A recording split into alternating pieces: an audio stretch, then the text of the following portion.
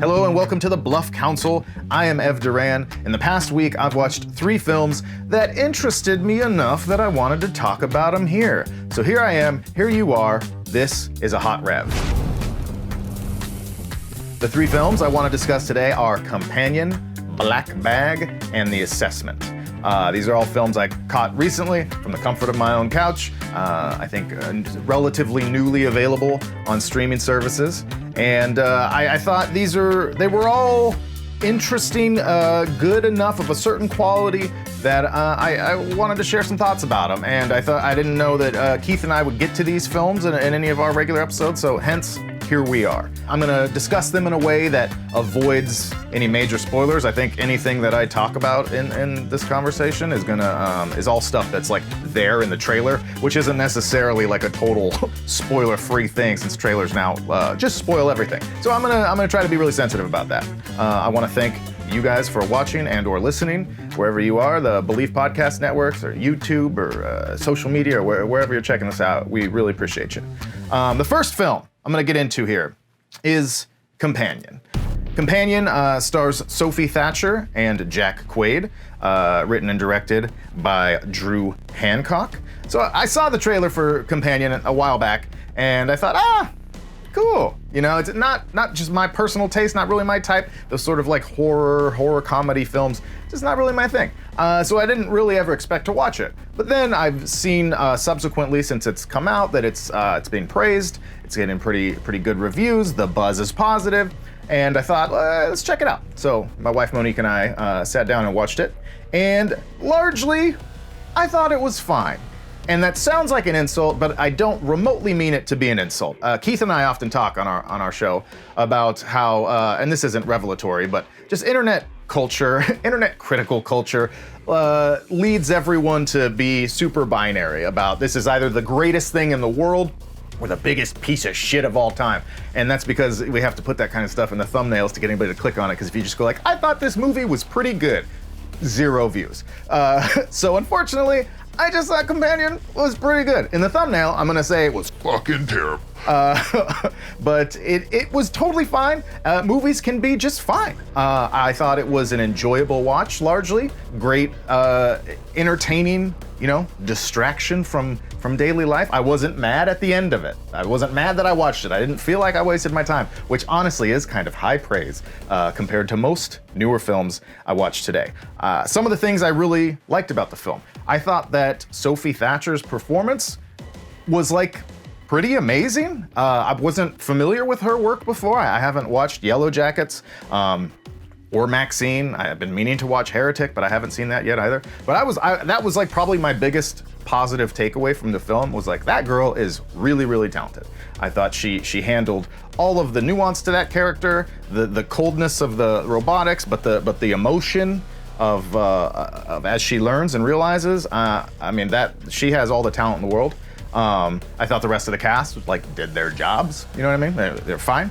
I liked that in terms of this kind of movie. I'm gonna be careful about what I say, but in comparing it to films that are sort of deal with somewhat similar themes, sort of, which I might. Obviously, these films are all very different, but I harkened back to Promising Young Woman and The Substance a little bit, like these films of women that are kind of rising up against the constraints, the societal constraints or the relationship constraints around them, right? And I liked that this one felt a little less obvious, a little less preachy. I mean, I know the Substance wasn't supposed to be subtle, but that was one of my problems with it. It's just a little bit of subtlety. So this film had a little more of that. It still had a couple moments, like when they arrive and Jack Quaid, I think, says to Sophie Thatcher's character, remember to smile and act happy. And there's some form of that line of dialogue in all of these movies, and I understand that rings true for a lot of women and their experience, constantly being told to smile, and that pretty girls are, happy girls are pretty girls and all that sort of thing. But at some point, can we just stop using that line exactly? It's at a certain, even if it's true to life, it becomes unoriginal in a script. It's my own, perhaps unpopular opinion. But then also, along those lines. I personally, I watched something or saw something or read something a little while back. I wish I could remember what it was so I could properly accredit that person. But it was talking about how every 10 years or so in Hollywood, there's like this sort of propaganda's far too strong of a word, but just like this messaging that kind of like this thematic messaging that sneaks into a lot of mainstream products, and that this, you know, this decade is shaping up to be AI, like AI robots as the hero. And you see that a little bit with the Creator, you see that a little bit with Electric State, where you kind of walk away and think, oh man, yeah, robots aren't so bad. They're actually, humans are the real villain, and humans are very villainous. So don't get me wrong, you know, we are awful. But like, there's something about kind of normalizing like the AI aspect of everything, which if you know me, if you watch the show, I'm not a fan. So like that made me a little uncomfortable because it feels like we're just like, oh, well, the AI, she has more of a soul than the humans do, you know? And then the other part, and I'm probably going way too deep here, and I'll wrap it up after this, but there's something ironic, darkly ironic to me about a film with these sort of themes, right? That's sort of coming out in a way, like I would say, against the objectification of its female lead, right? That's in no small way is that part of the messaging here. But that lead character is like, for lack of a better term, like an AI sex bot. When I think that in our own real world, when those things become more freely and widely available and accessible and utilized, that is going to have a terrible effect on our world at large. If you think that the incel type of person who's going to be like purchasing or renting, as the case may be, one of these robotic beings to come into their basement with them, and who can then abuse and ridicule and beat up and assault and unload all of their horrible feelings and shit onto this robotic being, and then that robotic being says, oh, I love you, honey, I love you, babe. Like, if you think that the objectification of women in particular is not going to get much worse when they have a woman as an actual object in their home that they can do whatever they want with, like, that's crazy. Like, it's gonna be like, it's gonna usher in the end of our world in some quarters of my brain. So again, probably reading in too deep, but I think it's weird and ironic and might not age super well that like the lead character, the hero of this sort of like, you know, feminist messaged film is this sex bot. Like that's those two things those things are at odds. But that's just me diving in a little too deep. But Companion, like I said, end of the day, it's fine. It's a fine movie. It's 93% on Rotten Tomatoes right now, so you're all hating me. You're all downvoting. It's fine. It's fine. It's fine. The second film I want to talk about is Black Bag by Steven Soderbergh. I was excited to watch this film, really just from the first trailer I saw, and then kind of hearing some of that buzz that it was really entertaining and really good. And I liked it. The word you hear used more often than any with this film is stylish, and I'm gonna use it too, because it is very stylish. It stars Michael Fassbender and Cate Blanchett, as you probably know, who, of course, no surprise here, give great performances, sort of dryly comedic, cool, sexy performances. And I think I personally went into it hoping for like a little more depth, a little more of like a punch of like, oh shit, you know? But it doesn't really have that, in my opinion, but that was fine. Like, that's not really what it is. It's stylish, it's the atmospheric, it's cool, and more than anything, it's like a very dialogue-driven film. I think the script is really awesome. There was 10 or 15 times where my wife and I look at each other, that's a really good line. But not too writerly. You know what I mean? Like, it's writerly without being so on the nose, where you're just like, that's not how people talk. Here, you're like, this is how these people probably talk. And so I really enjoyed it. I got the plot is almost like, I don't want to say an afterthought, but like a B side of what you go to this film for. It's the performances, it's the character dynamics, and it's the dialogue. As I said, it's the writing. I thought that the other performances, and I'm gonna give a shout out here to my guy, Rege Jean-Paige, who, if you've watched this show, you may have seen our Gray Man, the episode on the Gray Man, which Keith and I screamed at each other for a long time. Our friend Richie was here in attendance. But I hated that movie, and thought that he was like incredibly bad. Like, your life goals, should you have any, would suffer incalculable damage. One of the worst performances I've ever seen, and that was really my first introduction to him. As you may be surprised to learn, I'm not a huge Bridgerton follower. So I was like, this is the guy? Like, what are we doing here? Has this guy ever been on a set before? I was blown away by how bad it was. Here, I thought he was really good. I thought he was like perfect for this role. It goes to show what a difference good writing and a competent filmmaker can do for performances. The Russo brothers, if you watched our recent or listened to our recent podcast, I don't have great faith in them, and this just goes to reinforce that. Rege Jean-Paige, you have my apologies a little bit for what I said about the Gray Man. You did really, really good here. Just perfect, pitch perfect, really. And then the other standout to me was Marisa Abela, I believe is her name. Again, someone I'm not super familiar with. I recognized her from, I think, the Amy Winehouse biopic that she did. I haven't watched the show Industry yet. That's been on my list, and she's in that as well. I thought she was really good. You know, she's in sort of that third, fourth lead slot, and it was compelling. Compelling performance, did a great job. Look forward to seeing more of her work as well. Black Bag, you got some time, it breezes right by at 90 minutes, 96 minutes or something, and it's well made, well crafted. Pay attention to it though, so you don't miss those little plot points. It's one of those films that, like, for me, as I watch a movie, and if it's kind of like smaller in scale, sometimes my mind will start to be like, oh man, I should write a movie, and I should do, and then like 2 minutes have gone by, and I'm like, oh shit, I missed that. Why is this truck being shot with a missile? So pay attention, get off your phone, just watch it. It's 90 minutes.